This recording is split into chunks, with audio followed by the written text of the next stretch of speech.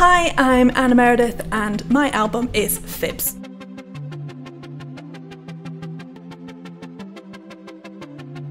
The title FIBS is, I guess, primarily just a word I've always really liked, but it's also definitely got something ambiguous about it. It's fibs are lies, but they're kind of white lies. They're little excuses we all tell ourselves, and it's a good bad thing. And I've always liked that kind of idea of a grey area and a little narrative that you build up for yourself. So I think that kind of idea of something that has its own rules makes sense to me in terms of what the tracks in this album are as well.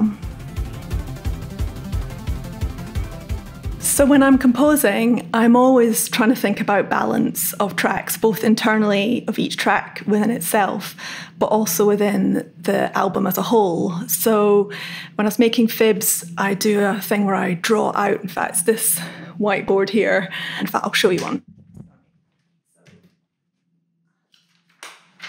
So I draw a shape like this, and a little shape like that is kind of like a map for the piece. It shows the kind of energy, the sort of development of it, but it also means that then I can look at the tracks next to each other and place them so that they make sense running into each other, and so that you might contrast something very intense, something calmer, or something vocal with something lighter. So I guess I was just trying all in all, I definitely didn't have 30 tracks and cut them down to these 11. I right from the outset knew the types of 11 tracks that I wanted to make. I knew that I wanted a big, slow, intense instrumental. I knew that I wanted a fast, high energy instrumental. I knew that I wanted a vocal for me to sing, one for my drummer to sing, so I had this kind of little set of mini briefs of things that I was going to write sort of before I even began.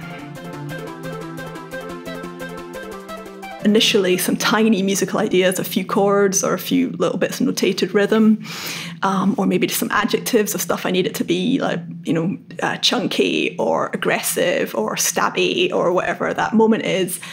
And then from there, I go to Sibelius, which is a classical music notation software, because that's my background. So the whole album, FIBS, is notated in classical notation, because I use general MIDI. I basically use the sounds that are inbuilt in that program, which are not really designed for playback. But my thinking is that if it sounds good to me with these terrible sounds, then it will sound great when I get it somewhere else and into some decent sounds. So I spend a lot of the kind of composing time with terrible sounding strings and drums and choirs that just go ha ha ha ha, and there's no words or anything, because it's like a litmus test of the quality of the materials. And then eventually it goes into Ableton, and from there I take the MIDI information from the Sibelius, from the regular notation, put it into Ableton, and change the sounds around for the synths I want. Oh yeah, sorry, final step, very important. Then I get my band, who I've been working with on their parts, and then we individually record all the cello, tuba, drums, clarinet, guitar, all the vocals. So there's kind of that electronic foundation, and then with instruments that dip in and out of the texture.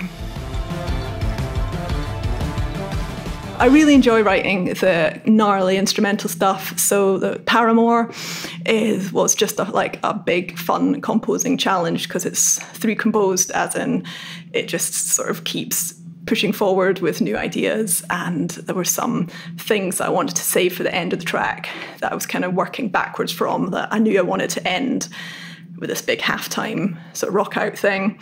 But in order to earn that moment, you had to go through all these big hurdles of tons of other stuff. So yeah, that was really fun, kind of knowing that's where I wanted to have the sense of freewheeling off a cliff, and gathering all that energy. So you have to kind of push yourself up that hill to have that moment, which was fun to do.